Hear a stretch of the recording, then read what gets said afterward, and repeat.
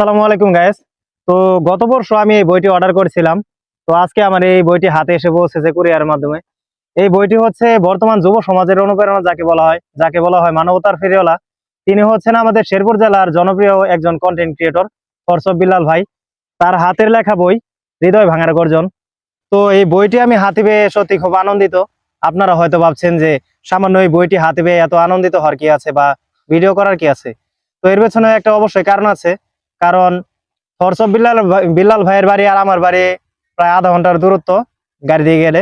কিন্তু থরসব বিল্লাল ভাইয়ের সঙ্গে আমার কখনো দেখা হয়নি বা ফোনেও কথা হয়নি কখনো। কিন্তু আমি তার ভিডিওগুলো সবসময় দেখি, তার ভিডিওগুলো আমার খুব ভালো লাগে। তো তার ভিডিও দেখতে দেখতে মানে তার প্রতি একটা অন্যরকম একটা আন্তরিকতা, মহাব্বত এবং কি ভালোবাসা তৈরি হয়েছে। তো যেহেতু বিল্লাল ভাই একজন আমার ভালোবাসার মানুষ, পছন্দের মানুষ, তো তার হাতের লেখা বই পাওয়াতে অবশ্যই আমার খুশি হওয়ারই একটা কথা। তো এখন এই বইটি আমি আনবক্সিং করব। অবশ্যই সামনে যে ছন্দটি পড়বো আপনাদের মাঝে আমি উপস্থাপন করবো ইনশাল্লাহ। দেখা যাক।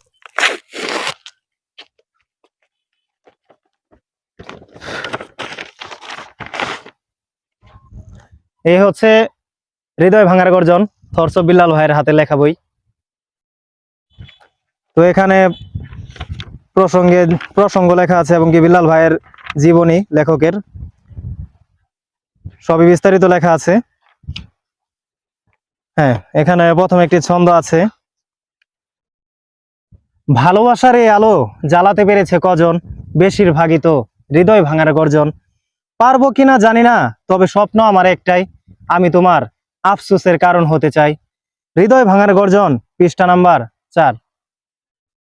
তো এখানে আরো অসংখ্য সুন্দর সুন্দর ছন্দ আছে। যাদের হাতে বই আছে আপনারা অবশ্যই জানেন, এবং কি বিল্লাল ভাইও নিজে উপস্থাপন করেছেন এবং কি অন্যান্য কন্টেন্ট ক্রিয়েটর তারাও এগুলো মানে ভিডিও বানায়, এই ধরনের কন্টেন্ট বানায়, আপনারা জানেন।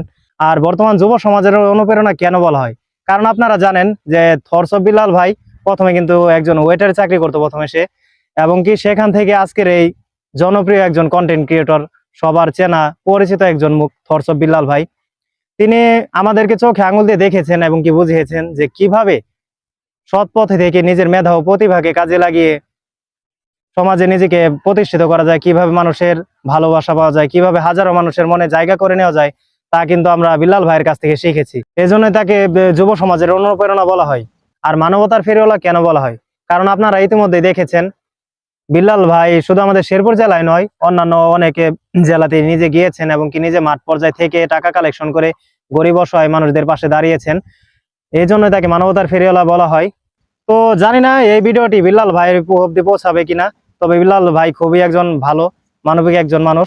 তো আমি দোয়া করি তার জন্য, আল্লাহ পাক যেন তাকে ভালো রাখেন, সুস্থ রাখেন, এবং কি এই ধরনের মানবিক কাজ যেন আর বেশি বেশি করতে পারেন। এবং কি আপনাদের জন্য আমি দোয়া করি আপনারা ভালো থাকবেন, সুস্থ থাকবেন।